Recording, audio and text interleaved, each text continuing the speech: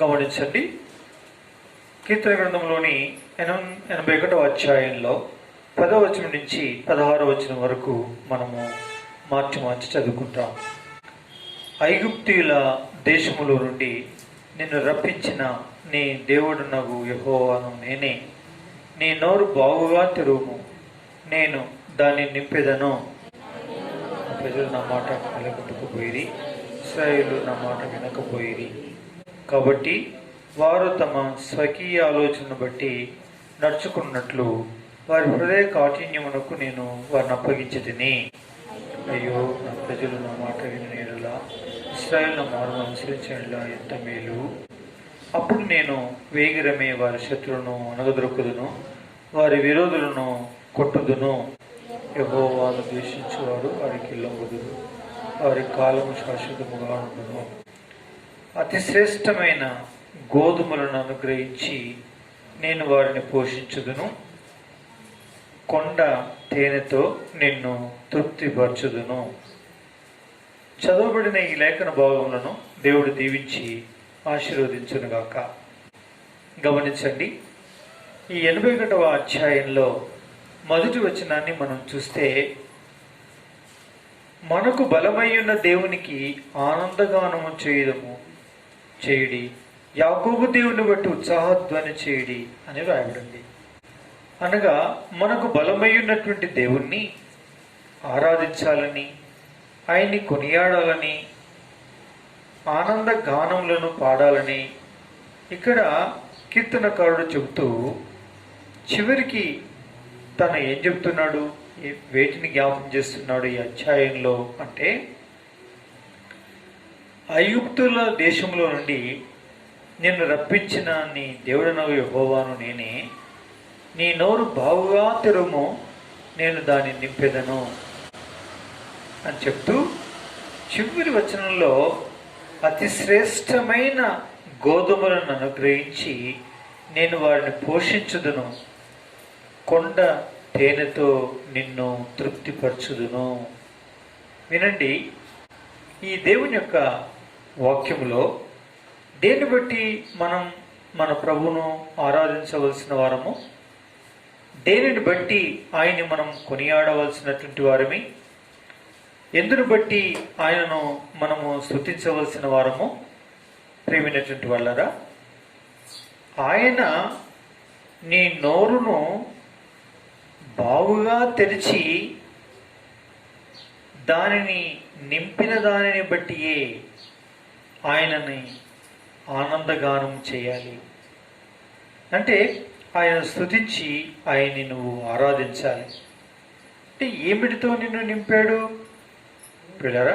అక్షరానుసారంగా ఇశ్రాయేలీలను విడిపించడం కొరకైన స్తుతి ఒకటవుతే, దేవుడు వారిని ఎలా పోషించుచు నడిపించుచూ వచ్చినాడో దానిని బట్టి ఆయన స్తుతించే స్తుతి ఇంకొక ఎత్తైనటువంటి స్తుతి ఆరాధన అయి ఉంటుంది. ఆ విధంగానే దేవుని ప్రజలమైనటువంటి మనం పిల్లరా, పాపములో నుంచి విడిపించబడటము ఒక ఎత్తు అవుతే, ఇంకొక ఎత్తు ఏమి చూపిస్తుంది అంటే, రక్షింపబడిన తర్వాత మనము బాగుగా తెరిచినటువంటి నోరును ఆయన నిండుగా నింపిన దానిని బట్టి ఆయనను మనం స్తుతించవలసిన వారమై ఉన్నాం. పిల్లరా, బాగుగా తెరిచిన నోరు దేని చూపిస్తుంది? ఆయన నింపినటువంటి, బాగుగా నింపినటువంటిది దేనితో నింపినాడు, ఆ నింపినది దేనిని చూపిస్తుంది? ఇక్కడైతే నోరే అని చూపిస్తుంది. ఆ నోటిని అతి శ్రేష్టమైన గోధుమలను వాటి చేతనే నింపినట్టు, ఆయన పోషించినట్టు చూపిస్తుంది. రెండవది, కొండెత్తైనతో ఆయన వారి నోటిని నింపినట్టు, వారిని తృప్తిపరిచినట్టు మనకు చూపిస్తుంది. పిల్లరా, అయితే మరి ఆధ్యాత్మికంగా ఏమైనది అంటే, వాస్తవంగా దేవుడు మనల్ని లోకములో నుంచి విడిపించి మనని పాపంలో నుంచి విడిపించినటువంటి దేవుడు మనని దేనితో నింపాడు? సరే, మనం ఇప్పుడు ఎందుకు ఆయనకి మనం ఆనందగానమును సలపాలి? ఎందుకు ఆయన స్తుతించి ఆయన మనం ఆరాధించవలసిన వ్యక్తులమై ఉంటున్నాము? ప్రియమైనటువంటి వాళ్ళరా, అవును, ఏ అక్షరానుసారమైన నోరు, ఏ అక్షరానుసారమైన శ్రేష్టమైన గోధుమల చేత, ఏ అక్షరానుసారమైన కొండతోనతో నింపి తృప్తిపరిచి ఆనందింపజేశాడో దానిని బట్టి ఇశ్రాయేలీలు స్తుతిస్తే, నోరారా వారు యెహోవాకు ఆనందగానము చేస్తే, క్రీస్తు యేసునందు విశ్వాసం ఉంచినటువంటి ఆత్మ యొక్క నియమము నిబంధన కిందికి వచ్చి ఆయన ప్రజలుగా చేయబడినటువంటి మనము పిల్లరా, దేన్ని బట్టి మనం ఆరాధించవలసిన వారమైనాం? నోరంటే నోరు కాదన్నప్పుడు గోధుమలంటే గోధుమలు కావు, కొండ తేనె అంటే కొండ తేనె కాదు మరి అన్నట్టు దాని అర్థం. సరే, ఇప్పుడు నోరంటే నోరు కాదంటే ఏంటన్నట్టు? నీ నోరు బాగుగా తెరువుము అనే విషయం దేన్ని చూపిస్తుంది? దేవుని యొక్క వాక్యంలో ఈ విషయాన్ని దేన్ని చూపిస్తుందంటే, ప్రియమైనటువంటి వాళ్ళరా, దేవుని యొక్క వాక్యంలో మనం గమనించి ధ్యానిస్తే అన్ని విషయాల్ని అలా ధ్యానించడానికి మనకు సమయం లేదు, కానీ ఆధ్యాత్మికమైన తృష్ణ, ఆశ కలిగినటువంటి వారమై, మనము ఆసక్తి గల వారమై, ఆయన వాక్యం కొరకై, ఆయన సన్నిధి కొరకై, ముఖ్యంగా ఆయన కొరకై ఎవరమైతే అత్యాసక్తి పరులమై ఆయన్ని వెతుకువారమై ఉన్నామో అట్టి వారెల్లరూ కూడా బాగుగా నోరు తెరిచిన వారు అని అర్థమిస్తుంది. అంటే ఆకలి బాగా కలిగిన వారు అని. చూడండి, ఆకలిగిన వారికి గిన్నెడు అన్నం పెట్టి అందులో ఏమేసామో ఏమాత్రం కూడా చూడకుండా, అది పచ్చి పులుసైనా, అది కారమైనా, అది ఇంకా ఏది వేసినా పిల్లరా పెద్ద పెద్దగా నోరు తెరిచి పెద్ద పెద్ద బుక్కలు పెట్టి అటు మళ్ళీ ఇటు చూసేసరికి తల్లిలో ఉన్న అన్నం అంతా అయిపోయి ఉంటుంది. ఎందుకైతే ఆకలైంది కదా, ఆకలైంది కాబట్టి నోరు బాగా తెరుచుకుంటుంది. నోరు ఎంత తెరుచుకున్న కొద్ది చెయ్యి అంత స్పీడ్గా కలుపుతూ ఉంది. ఏందిరా దొంగ బుక్కలు, ఇదేంట్రా బాబు, సరాన వడగల బిడ్డ, మెల్లగా తిను అంటే ఇంకేం లేదు, అన్నం పల్లెం నోరు, అన్నం పల్లెం నోరు తప్ప ఇంకేది కనిపించదు. ఇంకా కొద్దిసేపటిదాకా రెండోసారి పెట్టేటప్పుడు సరే ఇప్పుడు ఈ కారం వేసినావు, నువ్వు ఏం కూర లేదా, ఏందిరా ఇప్పటిదాకా ఏది జ్ఞాపకం రాలేదు, ఇప్పుడేమో ఏం జ్ఞాపకం వచ్చింది, కూర జ్ఞాపకం వస్తుంది. ఏంటంటే ఆకలి మంట, ఏం చేయమన్నావు అంటే అర్థం ఏంటి? నోరు బాగా తెరుస్తుంది. దేని కొరకు? ఆకలి బాగా అవుతుందని. ఆకలి బాగా అయినా కొద్దీ నోరు బాగా తెరుస్తుంది. నోరు బాగా తెరిచిన కొద్దీ చెయ్యి స్పీడ్గా కలుపుతుంది, పెద్ద పెద్ద బొక్కలు పెడతా ఉంది, తిను తిను తిను తిను అని. చూసారా, ఇది నోరు బాగా తెరచుటాన్ని అర్థం. నా ప్రియమైనటువంటి వాళ్ళరా, ఈ ఆశ, ఈ ఆసక్తి ఎప్పుడు ఉంటుంది మనుషునికంటే పుట్టమూలు రక్షింపబడ్డప్పుడు, పాప క్షమాపణ పొందిన ఆరంభ దినాల్లో మనుషునికి బాగా ఆసక్తి ఉంటుంది, ఆశ ఉంటుంది. ప్రార్థన చేయాలని, వాక్యం వినాలని, వాక్యం చదువుకోవాలని, ఎప్పుడైతే అప్పుడు దేనికంటే దానికి ప్రార్థనకు మోకరించాలని పిల్లల ఆశ ఉంటుంది. దేవుడు అంటే, దేవుని మందిరం అంటే, దేవుని బిడ్డలంటే, దైవ సహవాసం అంటే అమ్మో పడి చచ్చిపోతాం. ఇదంతా దేన్ని చూపిస్తుంటే నోరు బాగుగా తెరచుటను చూపిస్తుంది.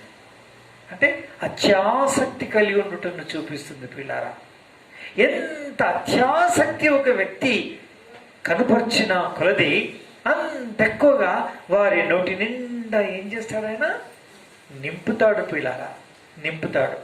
ఈ అనుభవం నీకు ఉండిందా, నీకు ఉన్నదా ఇప్పుడు అని అడిగితే ఈ ప్రశ్నకు సమాధానం ఎవరు చెప్తారు? అనుభవించిన వాళ్ళు చెప్తారు. అలా మీరు అనుభవించారా?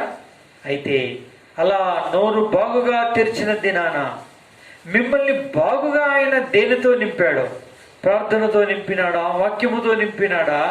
దైవ వర్తమానములతో నింపినాడా? దేవుని పాటలతో నింపాడా? దేవుని సహవాసముతో నింపాడా? దేవుని మందిరముతో నింపి ఉన్నాడా? ఆ పూర్వ దినములను ఒక్కసారి జ్ఞాపకం చేసుకొని ఆయన స్తుతించి ఆరాధిస్తాం. అవును తండ్రి, నేను రక్షింపబడ్డటువంటి ఆరంభ దినాల్లో నా తండ్రి ఇంతంత కాదు ఆసక్తి, ఇంతంత కాదు ఆశ, ఇంతంత కాదు ఆకలి. దేని కొరకు? నీ వాక్యం కొరకు, ప్రార్థన కొరకు, సన్నిధి కొరకు, నీ యొక్క బిడ్డల సహవాసం కొరకు, నీ సేవ కొరకు, సాక్ష్యం పంచుకోవడం కొరకు.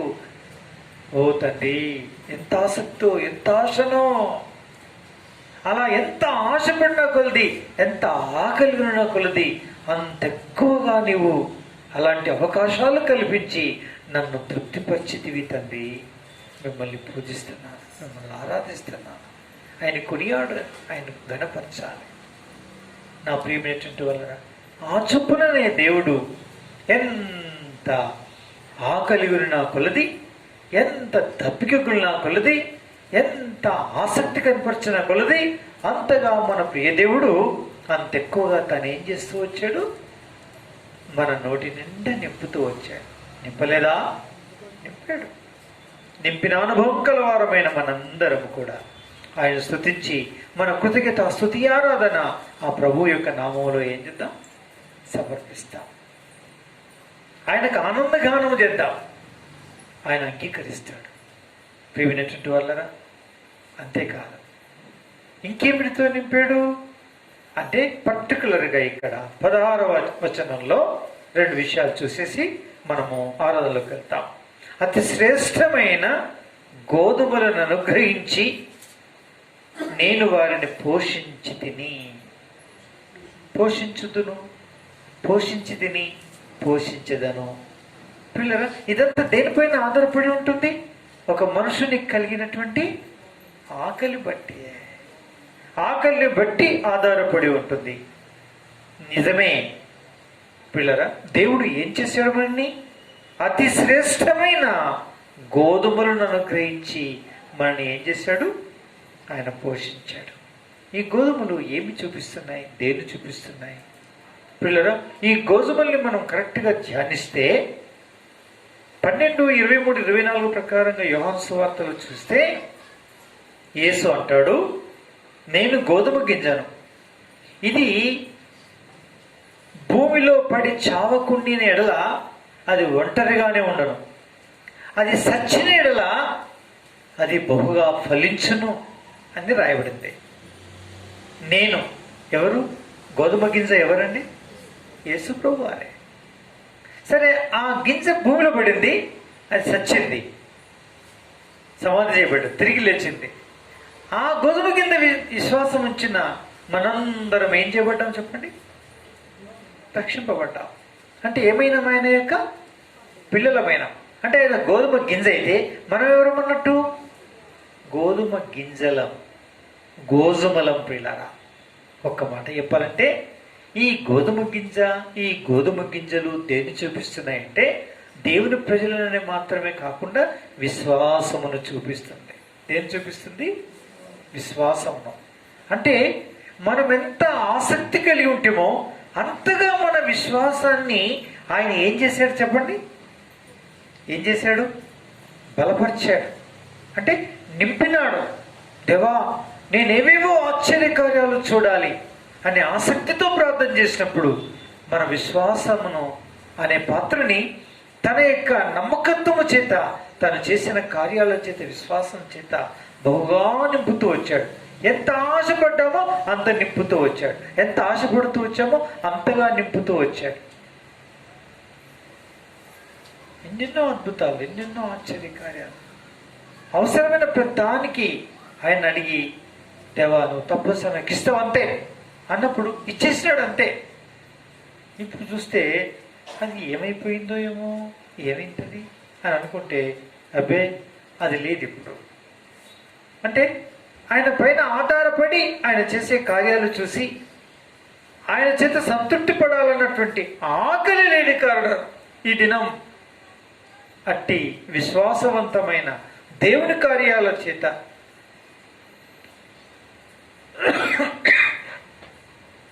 నింపబడేటువంటి ఆ భాగ్యాన్ని మనం కోల్పోయాం. ఎందుకండి ఇలా ఎందుకు కోల్పోయాం మనం? ఆకలి లేదు. దేని కొరకు ఆకలి లేదు? ఎందు నిమిత్తం లేదు చెప్పండి.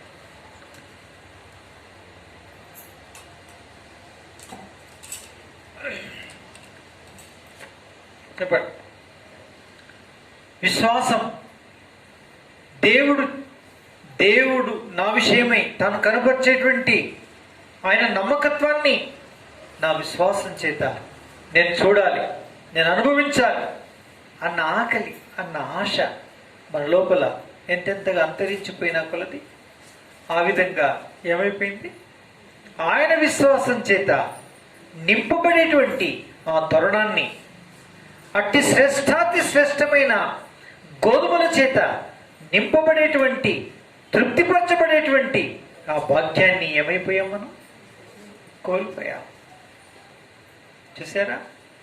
కాబట్టి పిల్లరా, ఒకప్పుడు విశ్వసించినటువంటి ఆరంభ దినాల్లో మనకెంత ఆసక్తి, ఆశ అంటే ఎన్నో కార్యాలు నేను చూడాలి మనం అనుకున్నాం. నేను వెళ్తూ ఉన్నాను, నాకు వచ్చిన శ్రమలను బట్టి, నా దేవా నేను చిన్న ప్రార్థన చేశాను. నిజముగా నీవు ఉన్నావా? ఉన్నావు. ఉంటే ఆ శ్రమల్లో నాకు తోడుంటే, నేను పలానా చోటికి వెళ్ళేసరికి నా మీద మేఘం ఉండాలి,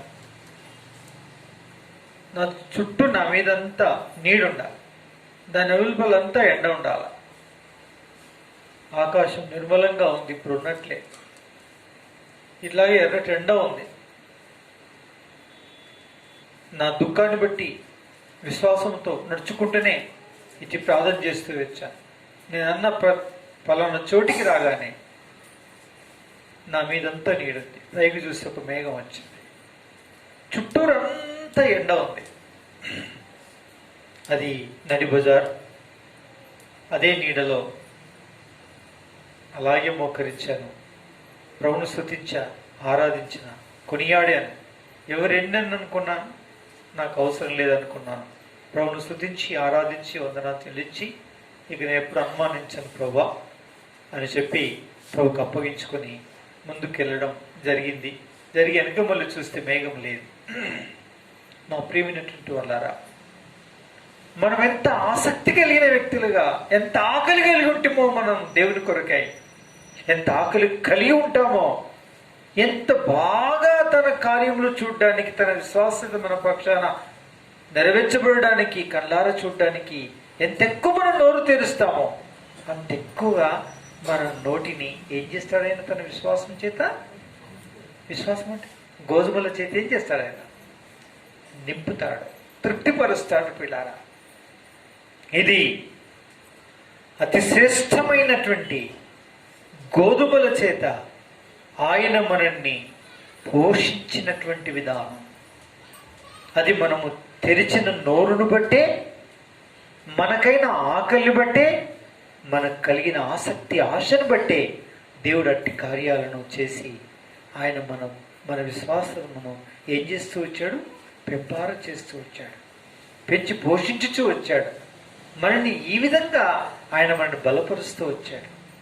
పిల్లరా, ఇట్టి కార్యాలు, ఇట్టి విశ్వాసపు గోధుమ, శ్రేష్టమైన గోధుమల చేత నిన్ను పోషించుతూ ఉన్నాడా? ఇట్టి అనుభవంలోనే నువ్వు కొనసాగుతూ ఉన్నావా? ధన్యుడు, ధన్యురాలు. అందుకే ఆయనకు మనం ఆనందగానం చేద్దాం, అనగా ఆయన స్తుతించి ఏం చేద్దాం? ఆరాధిస్తాం. అది లేదా నీకు చిన్న పశ్చాత్తాపపు ప్రార్థన ఆంతర్యంలో చేసుకోవాలి, పైకి మాత్రం ఆరాధన చేయాలి. సుమా, దేవా ఇట్టి ఆశ, ఇట్టి ఆసక్తి, ఇట్టి ఆకలి నా జీవితంలో లేదే, మూడువారింది, మొద్దువారిపోయానే, చల్లారిపోయానే అని ప్రభు దగ్గర మనం క్షమాపణ కోరుకోవాల్సిన బద్దులమై ఉన్నాం. ప్రభువును క్షమాపణ కోరుకోవాల్సినటువంటి వారమై ఉంటున్నాం. ప్రభు దగ్గర మనం మన తప్పిదమును ఒప్పుకొనవలసినటువంటి వారమై ఉంటున్నాం. ప్రభు దగ్గర క్షమాపణ కోరుకోవాలి. ప్రభువా, నిజమే, నన్ను మన్నించండి, ఆంతర్యంలో, పైకి కాదు. పిల్లరా, ఇది అతి శ్రేష్టమైన గోధుమల చేత మన ఆకలిని బట్టి మనం తెరిచిన నోరు ఎంత ఎక్కువ తెరిచిన కొలది అంత ఎక్కువగా తను గోధుమల చేత ఏం చేశాడు? విశ్వాస కార్యాల చేత నింపుతూ వచ్చాడు. ఇక మూడో విషయానికి వస్తే చూడండి, కొండ తేనెతో నిన్ను తృప్తిపరచుదును. బాగుగా తెరిచిన నోరును దేనితో నింపుతాడు ఆయన అని చూస్తే, గోధుమల ఆయన చేసేటువంటి విశ్వాస కార్యముల చేత, విశ్వాసము చేత మనని నింపువాడైనాడు, విశ్వాస కార్యాల చేత. ఇప్పుడు మనం చూస్తే ప్రియులరా, కొండ తేనెతో నిన్ను తృప్తిపరచును. దేంతో తృప్తిపరుస్తాడంట? కొండ తేనె. కొండ తేనె అంటే అర్థం ఏంటి?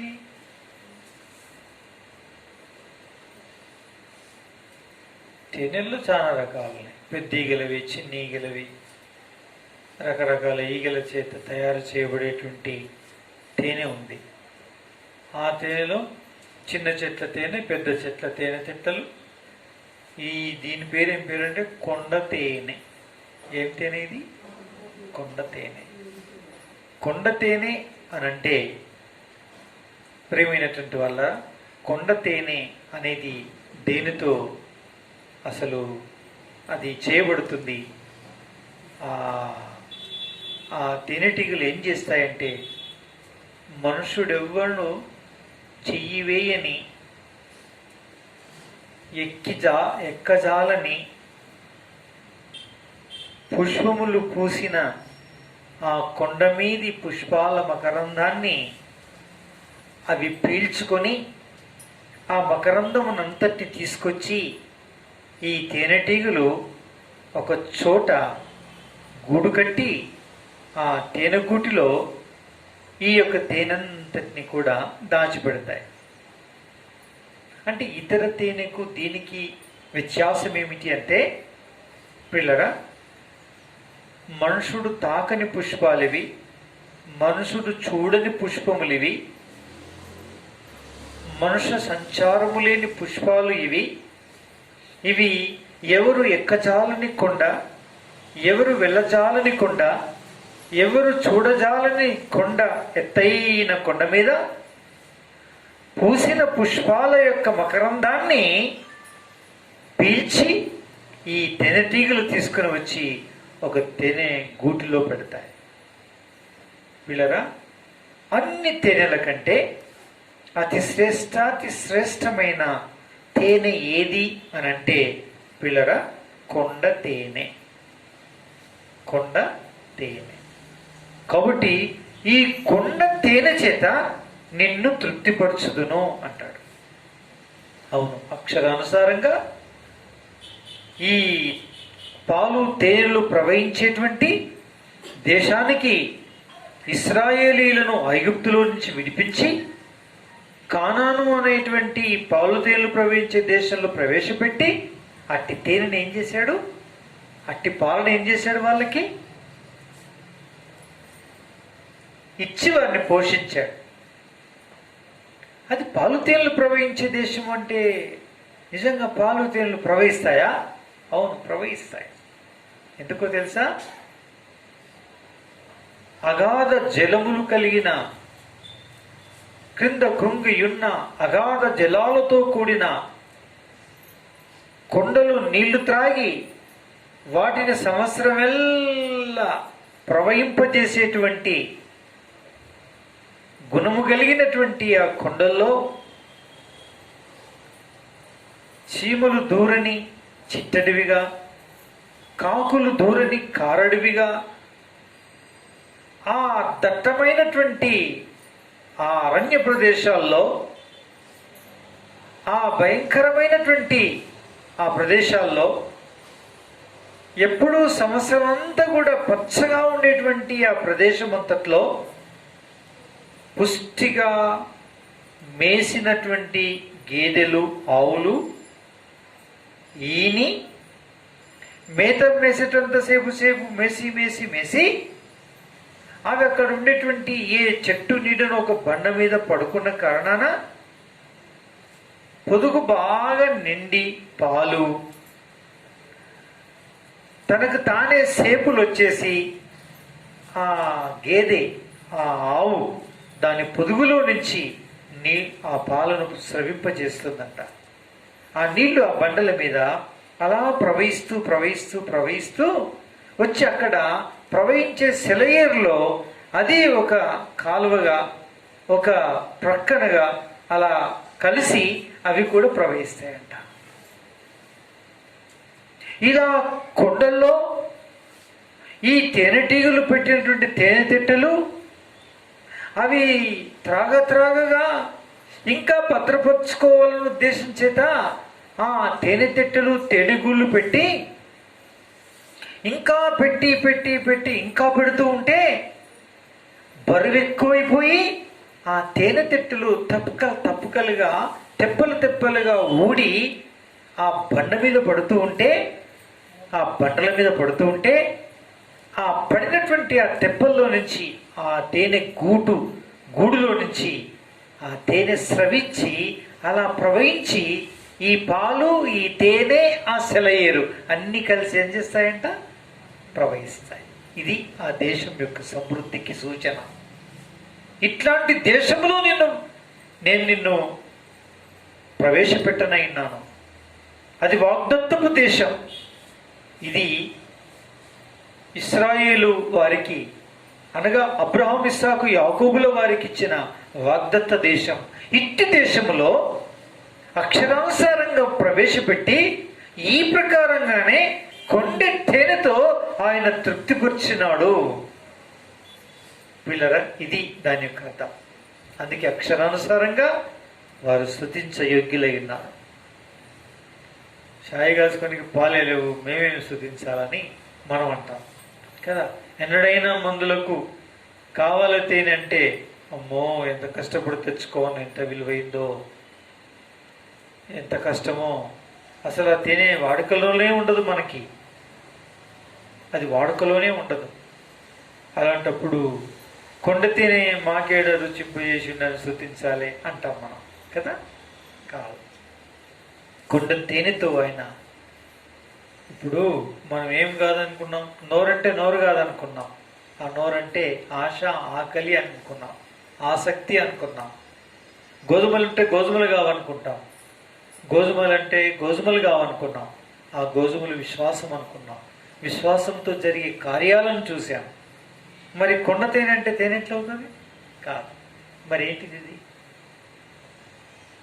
పిల్లరా, ఇప్పుడు కొండ అంటే ఏంటో, తేనె అంటే ఏంటో రెండు చూడాలి. కొండ అంటేనేమో మనకు తెలుసు. చెప్పండి, కొండ అంటే దేన్ని చూపిస్తుంది? ఏం చూపిస్తలేదా? మిమ్మల్ని చూస్తే ఏం చూపిస్తలేదని అంటుంది. ఇంకేం చూపిస్తుంది కదా? 6వ అధ్యాయం లూకాసు వార్త 12వ వచనం చదవండి. 6వ అధ్యాయం లూకాసు వార్త 12వ వచనం.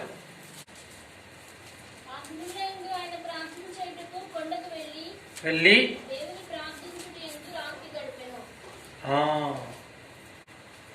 కొండకు వెళ్ళి ప్రార్థన చేయటం యందు రాత్రి గడిపాడు. కొండ అంటే ప్రార్థన.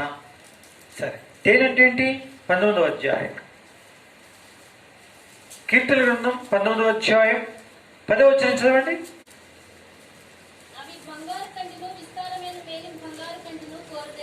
కోరదగినవి అంటే ఏంటి అన్నట్టు అవి? 9వ వచనం.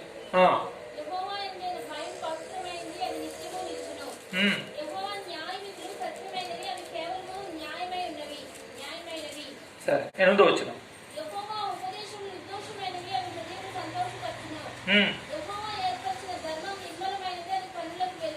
వెలిగించును. చాలు. కాబట్టి యెహోవా ఉపదేశములు, యెహోవా వాక్యము, యెహోవా న్యాయ విధులు, యెహోవా యొక్క కట్టడలు తేనె కంటే, జుంటి తేనె దారల కంటే చెప్పండి మధురమైనవి.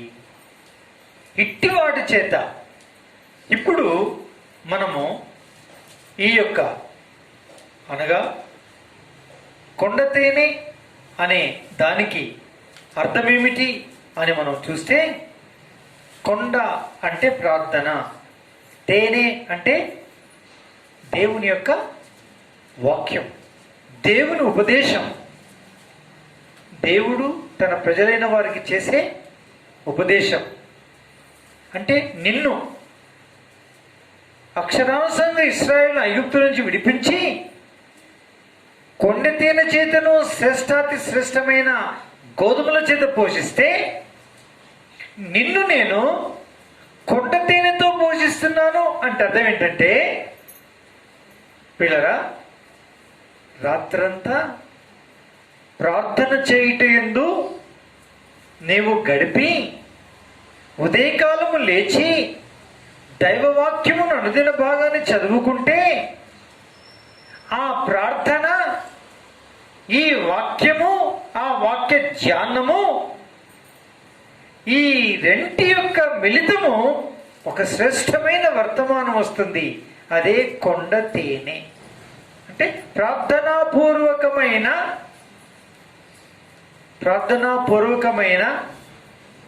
పరసంబంధమైన ఏ నరుడు అడుగుపెట్టని, చెయ్యి వేయని, చూపుబడని, కొండ మీద పూసిన పుష్పాల యొక్క మకరందాన్ని తేనెటీగలు సేకరించి తేనె తెట్ట పెడతాయే, ఆ తేనె చేత నిన్ను నేను పోషించుచున్నాను అన్నాడు.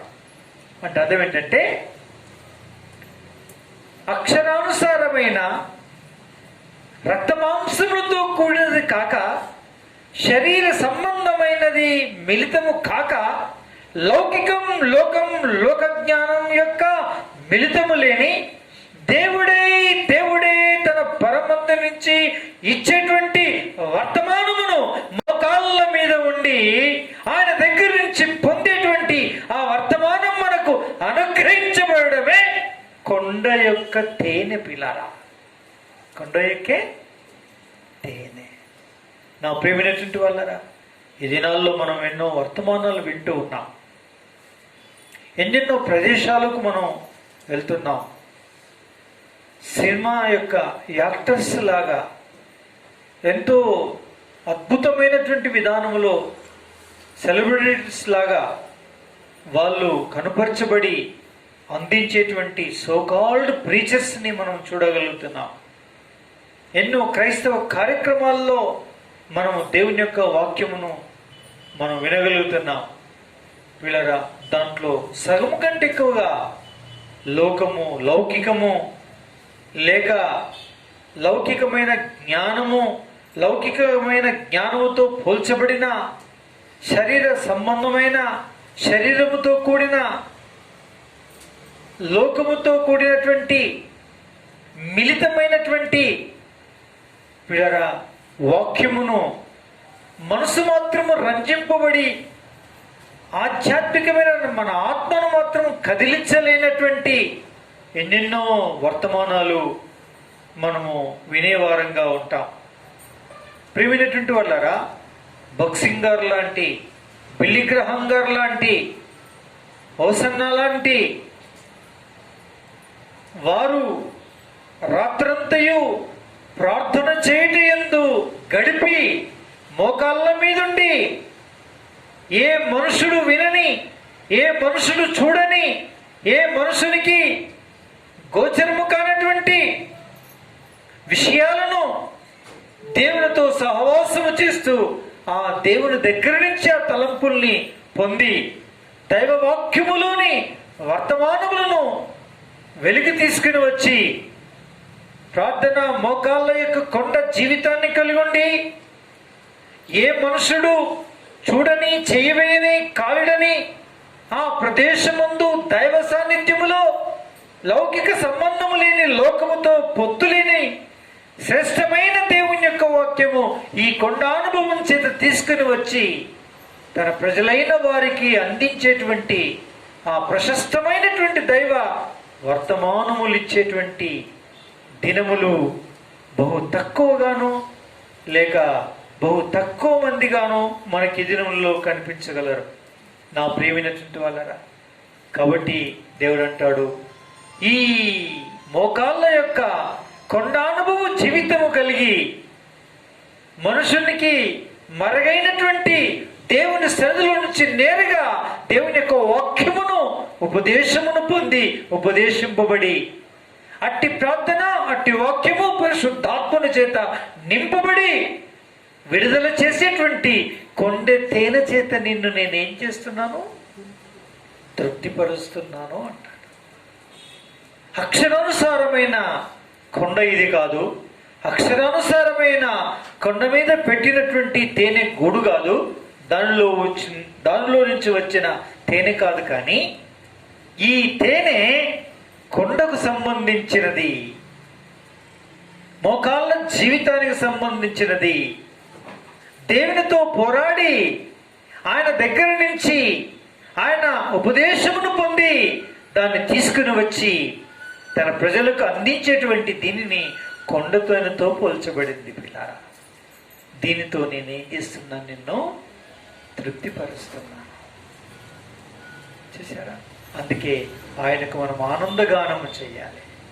నా దేవా, శ్రేష్టమైన గోధుమల చేత బాగుగా తెరిచిన నోటి నిండా నింపుతున్నావు, అందుకొరకై నీకు వందనములు, నీకు స్తోత్రములు.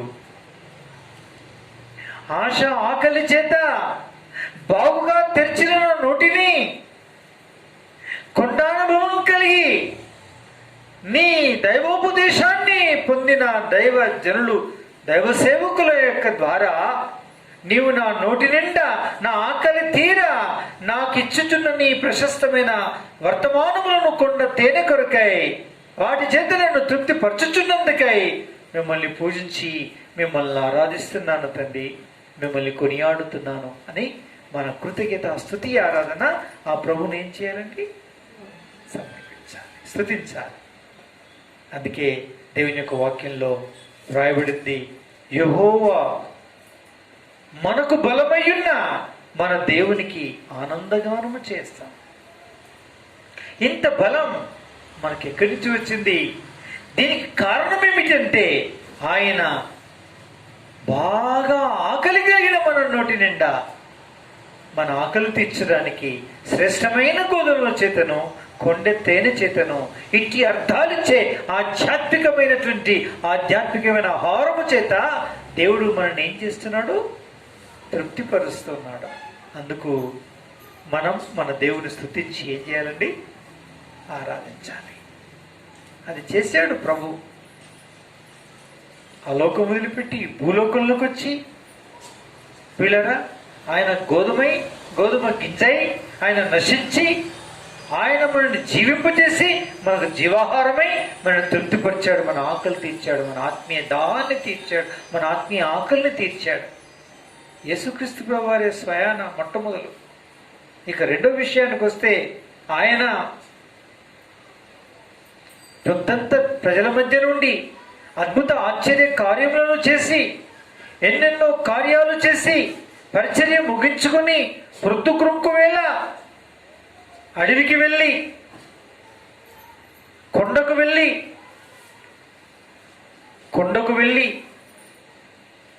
దేవుని సన్నిధిలో ప్రార్థన చేయటంలో గడిపి అక్కడ ఆయన ఇచ్చిన వర్తమానాన్ని ఆయన పొందుకొని అట్టి పొందుకున్నటువంటి వర్తమానమును తన దగ్గరకు వచ్చి ప్రజలకి ఏం చేశాడండి, పంచిపెట్టాడు.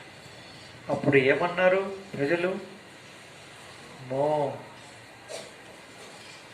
ఆయన నోటి నుంచి వచ్చు దయగలిగిన మాటలకి ఆశ్చర్యపోయారట, ఆశ్చర్యచకితులైపోయారు, పరవశులైపోయారు. పొత్తు మాపు ఎరగని ప్రజలుగా మారి ఆయన సన్నిధానంలో కూర్చొని ఆయన చెప్పే మాటలు తప్ప ఇంకేమీ ఎరగక అనేకమైనటువంటి మాటలు వర్తమానములు వింటూ ఆ మధుర మాధుర్యాన్ని వారు ఆస్వాదించారు. ఎలా, ఏ విధంగా, ఏ ప్రకారంగా? వారి ఆకలి ఇలా తీర్చబడింది. అక్షరానుసారంగా యేసుక్రీస్తు ప్రభువారు ఇలా తీర్చి వారిని సంతృప్తిపరిచి, ఈ రీతిగా మనల్ని, ఈ కాలమందున్న మనల్ని కూడా ఆ రీతిగానే తృప్తిపరిచి మనల్ని జ్ఞాపకం చేసుకొని ఇట్టి ఆశీర్వాదకరమైన పాత్రలుగా మన ప్రభు చేసినందుకు పిల్లరా మనం స్తుతించి మన కృతజ్ఞతాస్తుతి ఆరాధనలు ప్రభునామములో ఏం చేస్తామండి? సమర్పిస్తాం. ఆయన కొనియాడతాం. ఇదంతా ఆయన శిలువ శ్రమే, ఆయన పడిన ఆ కలువరి శిలువ యొక్క బాధే మనకు అనుగ్రహించిన గొప్ప భాగ్యం.